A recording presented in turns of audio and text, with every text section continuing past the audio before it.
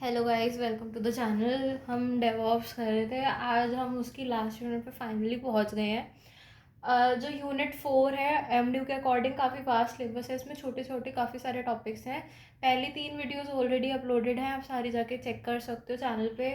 मैंने separated playlist भी बना रखी है सारे सब्जेक्ट्स की, जो भी मैंने अपलोड करे हुए हैं। और आज जो हमारा यूनिट 4 होगा उसमें हम सबसे पहले पढ़ेंगे कैंप्स। कैंप्स होता क्या है, उसका ब्रेकडाउन कैसे होता है, प्लस एक एक टर्म का मीनिंग क्या होता है, और थोड़ा एलैबोरेटेड डिटेल में देखेंगे। नेक्स्ट आएगा हमारे पास टेस्ट ड्राइवन मैनेजमेंट, फिर कॉन्फ़िगरेशन मैनेजमेंट और इंफ्रास्ट्रक्चर ऑटोमेशन, और लास्ट टॉपिक होगा आज का RCA, which is root cause manage analysis. ठीक है, ये सारे टॉपिक्स आज के रहने वाले हैं। So let's get started. Okay, तो सबसे पहले हम स्टार्ट कर रहे हैं कैम्प से। कैम्प्स का जो ब्रेक डाउन होता है वो ऐसे होता है कि जिसमें जो सी होता है वो स्टैंड करेगा आपका कल्चर के लिए, ए ऑटोमेशन के लिए, एम फॉर मेजरमेंट, और लास्ट में सी एस आता है शेयरिंग के लिए। ठीक है, तो मैं एक एक चीज़ को इलेबोरेट कर देती हूँ। कल्चर हमारा होता है कि ना, जैसे हम अभी तक जितनी भी वीडियोस अगर आपने पहले देख ली होंगी ये, तो बार बार मैंने क्या बताया कि जो डेवऑप्स होता है उसका ब्रेकडाउन ये होता है कि ना, डेव हमारा स्टैंड कर रहा है फॉर डेवलपर्स, और ओप्स मेरा स्टैंड कर रहा है फॉर ऑपरेशन डिपार्टमेंट। ये दोनों चीज़ें होती हैं। अब कल्चर में ये होता है कि ना, ट्रेडिशनली जो बिजनेस होता है हम उसको इम्प्रूव करने की कोशिश कर रहे हैं।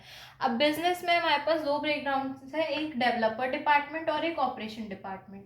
अब हम दोनों में ये चीज़ भी देखते हैं कि ना, कम्युनिकेशन उसमें अच्छा हो। कल्चर में आपका सारी ये चीज़ आएगी, क्योंकि अगर कम्युनिकेशन अच्छा होगा, दोनों चीज़ों में मतलब अच्छे से कम्युनिकेट कर पा रहे हैं, तो वो आपका अल्टीमेटली कल्चर को इन्हांस करेगा, आपका रेवेन्यू बढ़ेगा, कॉस्टिंग कम आएगी, ये सारी चीज़ें।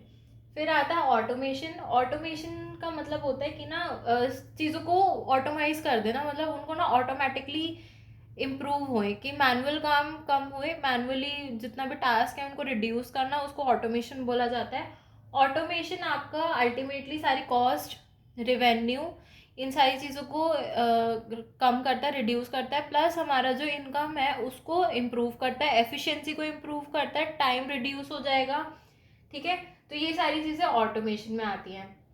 मेजरमेंट में भी आपका सेम ही रहता है कि हम ना उसमें मेजर करते हैं कि एस्टिमेट हमारा कॉस्टिंग लग कितनी रही है सॉफ्टवेयर को डेवलप करने में। ठीक है, लास्ट आता है शेयरिंग। अब शेयरिंग में ये होता है कि जितनी नॉलेज आपको है और जितनी नॉलेज आपके सामने वाले को है, दोनों का ये तो नहीं है ना कि नॉलेज लेवल बिल्कुल सेम रहेगा। हो सकता है मेरे को कोई चीज़ आती है और आपको वो नहीं आती, और आपको आती है वो मेरे को नहीं आती, तो हम दोनों एक दूसरे के साथ नॉलेज शेयरिंग कर सकते हैं एज अ टीम।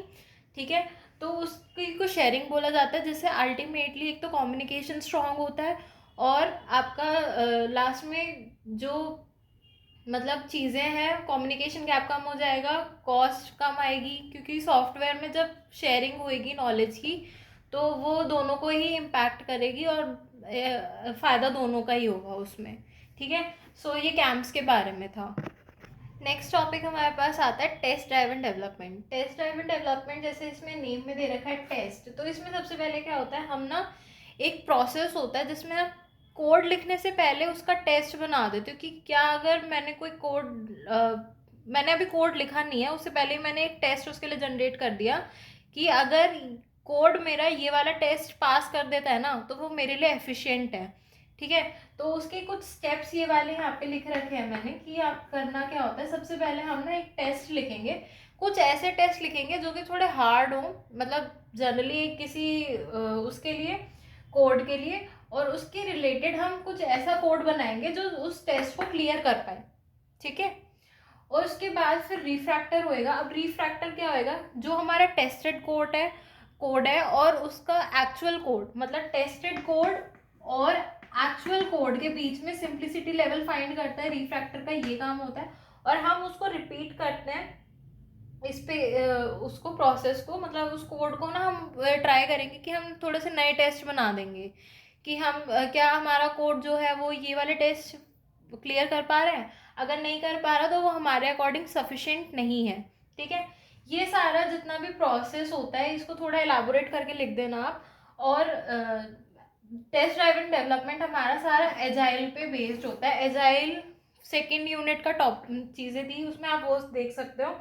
और हमारा ना रिस्पॉन्सिबल होएगा ये आपका, कि फ्लेक्सिबिलिटी इंक्रीज होएगी, कोलैबोरेशन वगैरह ये सब इंक्रीज होएगा। और उसके बेनिफिट्स ये होते हैं कि एक तो जो हमारा प्रोजेक्ट मैनेजमेंट है वो ज़्यादा इम्प्रूव हो जाएगा, ठीक है। उसके बाद जो बग आइडेंटिफिकेशन होता है, मतलब हमें एरर्स फाइंड करना है उसमें ईजी हो जाता है, क्योंकि ऑलरेडी आपने टेस्ट लिख दिया, अगर वो टेस्ट क्लियर नहीं कर पा रहा मतलब उसमें वही एरर है ना। उसके बाद आता है ऑप्टिमाइज कर सकते हैं हम अपने कोड को, और बेटर कोलैबोरेशन होएगा इसमें। इस टॉपिक में यही था, ये इलैबोरेट करके आप पूरा इसका लिख सकते हो सारी चीज़।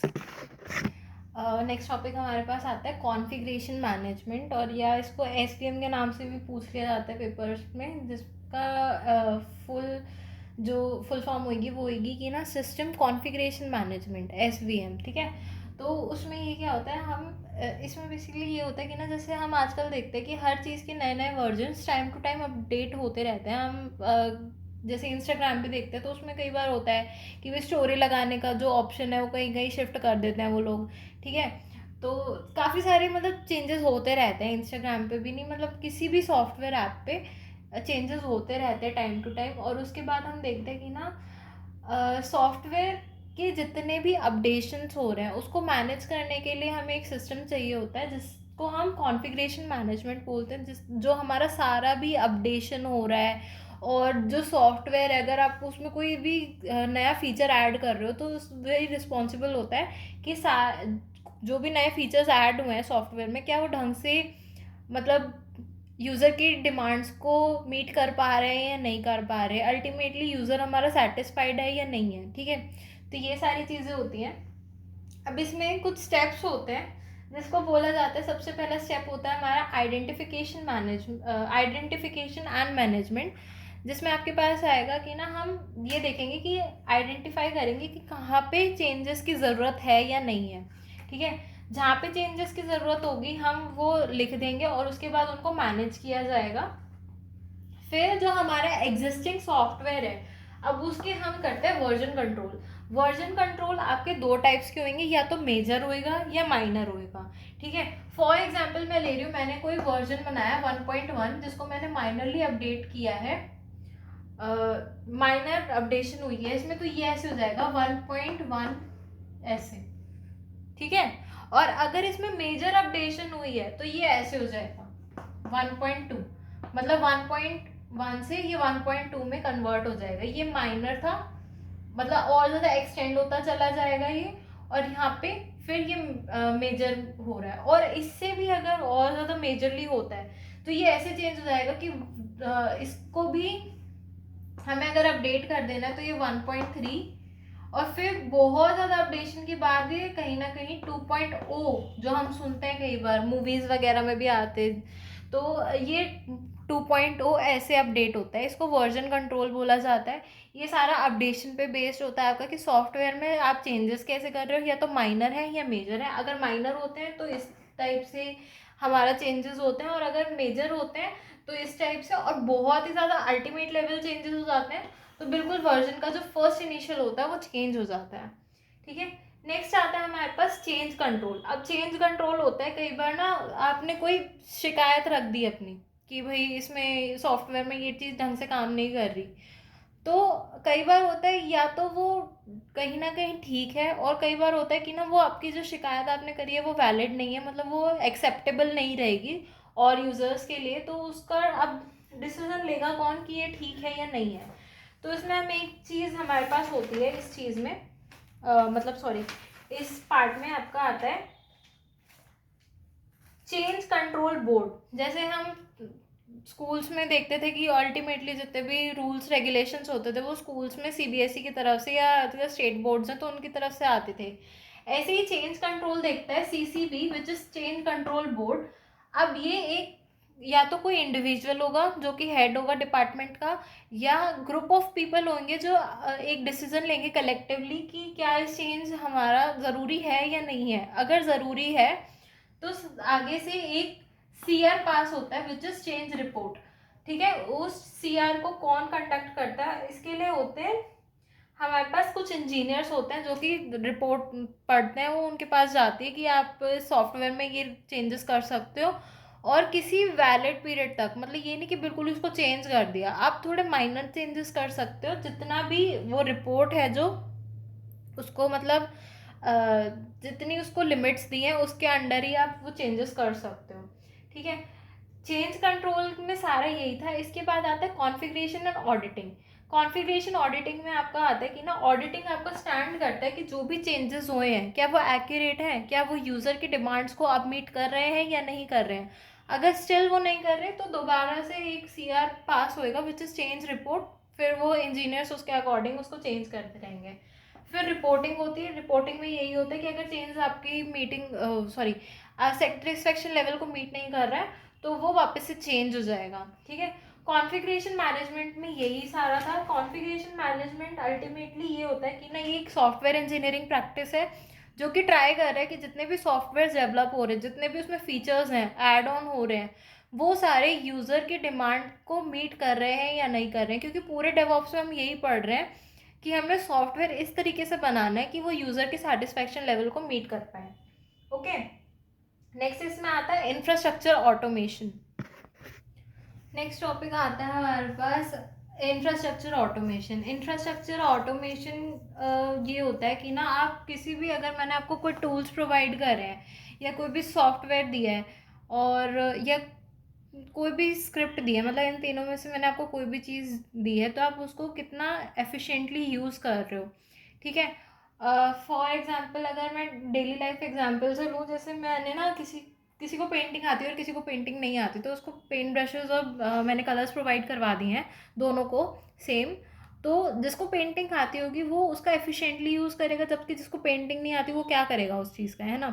तो सेम चीज़ इंफ्रास्ट्रक्चर ऑटोमेशन में आती है कि आप टूल्स और सॉफ्टवेयर स्क्रिप्ट्स का कैसे यूज़ कर रहे हो जिससे आप एक एफिशिएंट सॉफ्टवेयर का डेवलपमेंट कर सको। और इसमें अल्टीमेटली हमारे पास गोल ये होता है कि ना, हमें जो भी इन्वायरमेंट बनाना है वो रिप्रोडक्टिव होना चाहिए और कंसिस्टेंट होना चाहिए, मतलब हमें बाद में कुछ ना कुछ आउटपुट में मिलना चाहिए, ठीक है। तो इसके सबसे पहले बेनिफिट्स की बात कर लेते हैं। तो बेनिफिट्स इसमें होते हैं कि अगर आप इसका यूज़ कर रहे हो, इंफ्रास्ट्रक्चर ऑटोमेशन का यूज़ कर रहे हो, तो एफिशिएंसी एक तो इम्प्रूव हो जाएगी, प्लस जो टास्क सॉरी जो एरर्स हैं वो एक तो रिड्यूस हो जाएंगे आपके, और एक हम सर्विस लेवल एग्रीमेंट्स को भी इम्प्रूव कर सकते हैं, ठीक है। हमारी कंसिस्टेंसी इंक्रीज हो जाएगी और टाइम भी टाइम रिड्यूस हो जाएगा। और अगर आपको इंफ्रास्ट्रक्चर ऑटोमेशन को अचीव करना है तो उसके लिए कुछ यहाँ पे स्टेप्स होते हैं जो कि मैंने लिखे हुए हैं। सबसे पहले होता है कि गोल और ऑब्जेक्टिव। आप अपने दिमाग में हमेशा क्लियर करके चलो कि आपको सॉफ्टवेयर लास्ट में चाहिए कैसा, आउटपुट चाहिए कैसा। तो सबसे पहले हम यहाँ पे गोल और ऑब्जेक्टिव्स अपने डिफाइन करके चलेंगे कि मेरे को इस टाइप का सॉफ्टवेयर चाहिए, वो इस तरह का दिखना चाहिए, वो अगर मैं उस पर ये बटन क्लिक करूँ तो ये मतलब कोई पेज खुल जाना चाहिए एंड ऑल। उसके बाद हमारे पास नेक्स्ट चीज़ आती है सॉफ्टवेयर डेवलप करने से पहले कि हम टूल्स कौन से यूज़ करें सॉफ्टवेयर डेवलपमेंट के लिए, कि मैं कौन से एप्लीकेशंस का यूज़ करूँ, मैं कौन सी वेबसाइट्स वगैरह से मतलब चीज़ें उठाऊँ कि हाँ ये टूल्स का मैं यूज़ कर सकता हूँ, कौन सी लैंग्वेज यूज़ करूँ, ये सारी चीज़ें आ जाती हैं इसमें टूल्स में। और उसके बाद आता है हम एक ऑटोमेशन स्ट्रैटेजी बनाएंगे। ऑटोमेशन स्ट्रैटेजी का मतलब होता है कि ना, आप ऑटोमेशन अचीव कैसे कर सकते हो अपने सॉफ्टवेयर में। फिर आता है सारे प्रोसेसेस को अल्टीमेटली स्टैंडर्डाइज कर देना, और एट लास्ट जितने भी वर्जन कंट्रोल्स हैं उनको इम्प्लीमेंट करना। अभी मैंने थोड़ी देर पहले यही चीज़ बताई थी कि हम वर्जन्स को कंट्रोल करते हैं, माइनर चेंजेस होते हैं तो कैसे लिखा जाता है उनको, और अगर मेजर चेंजेस होते हैं तो कैसे लिखा जाता है। तो वही सारी चीज़ें हैं इसमें। और इसमें ना हमारे पास लास्ट चीज़ ये आती है कि अगर मैं इंफ्रास्ट्रक्चर ऑटोमेशन को यूज़ कर रही हूँ तो मेरे पास लास्ट में एक एडवांटेज है इसमें कि सबसे पहले आपका जो सिक्योरिटी है वो इम्प्रूव हो जाएगी, कॉस्ट सेविंग आएगी, हमारा टाइम कम लगेगा, कॉस्ट कम लगेगी, और डिप्लॉयमेंट का भी टाइम कम लगेगा हमारा, और कंसिस्टेंसी इम्प्रूव होएगी, ठीक है। तो ये सारी एडवांटेजेस थी इंफ्रास्ट्रक्चर ऑटोमेशन की। नेक्स्ट हमारे पास टॉपिक आता है, लास्ट टॉपिक है इस वीडियो का, RCA, root cause analysis. Root cause analysis ये होता है कि ना, जैसे कई बार होता है सॉफ्टवेयर में कुछ ना कुछ प्रॉब्लम्स आ रही हैं। फॉर एग्जांपल कई बार हम फ़ोन में भी लेते हैं, फ़ोन में कई बार अगर स्टोरेज भर जाती है तो फ़ोन हैंग करना स्टार्ट कर देता है, आपकी लाइक बफरिंग स्टार्ट हो जाती है और ये सारी दिक्कतें आती हैं। तो सेम चीज़ आती है रूट कॉज एनालिसिस में। अब रूट कॉज एनालिसिस में ये होता है कि सॉफ्टवेयर में हम ना ये देखते हैं कि एक्चुअल में दिक्कत आ क्या रही है, या अगर हमारा सॉफ्टवेयर किसी रीज़न से फेल कर रहा है तो वो कर क्यों रहा है। ठीक है, तो ये एक वाइटल पार्ट होता है आपका फीडबैक लूप्स का। जो फीडबैक लूप्स हम कंडक्ट करवाते थे आइटरेटिव मॉडल में, और सारे जितने भी अभी तक हमने मॉडल्स पढ़े सब में, तो उसका ही एक पार्ट होता है ये भी। अब इसमें आरसीए ऑर्गेनाइजेशंस में अगर आप कोई भी सॉफ्टवेयर डाल रहे हो तो ऑर्गेनाइजेशंस जो भी ऑर्गेनाइजेशंस अगर कोई भी सॉफ्टवेयर को डेवलप कर रही हैं और उनको समझ नहीं आ रहा है कि कॉज हो क्या रहा है, तो आरसीए वहाँ पे आप यूज़ कर सकते हो। सबसे पहले हमें आइडेंटिफाई करना होता है इसमें रूट कॉज। हम जब आपने कोई भी दिक्कत आइडेंटिफाई कर ली तो आप उसको ट्राई करोगे कि अब वो दोबारा ना हो, या उस टाइप की कोई सिमिलर प्रॉब्लम हमारे जो सॉफ्टवेयर है वो उसमें दोबारा ना होए। ठीक है, और उसके लिए फिर हम क्या करेंगे, जिससे वो दिक्कत दोबारा ना होए, तो हम उसके लिए इम्प्रूव कर देंगे अपने ऑपरेशन डिपार्टमेंट को कि आप ध्यान रखना कि इसमें अगर ये चीज़ हो रही है तो दोबारा ना हो ये। अब इसमें कुछ स्टेप्स होते हैं जिससे हम रूट कॉज एनालिसिस को परफॉर्म कर सकते हैं। सबसे पहले हमारे पास आता है डिफाइन द प्रॉब्लम, कि एक्चुअल में सॉफ्टवेयर के पास प्रॉब्लम आ क्या रही है, उसमें मतलब क्या दिक्कत क्या हो रही है, कि स्क्रीन उड़ जा रही है, क्या हो रहा है, एक्चुअल प्रॉब्लम को डिफाइन करा जाता है। फिर प्रॉब्लम से रिलेटेड और सॉफ्टवेयर से रिलेटेड अल्टीमेटली गैदर करा जाता है डेटा को, सारा डेटा कलेक्ट करा जाएगा आपका, उसको एनालाइज करा जाएगा कि प्रॉब्लम हो क्या रही है, क्या क्या कॉजेज हो सकते हैं।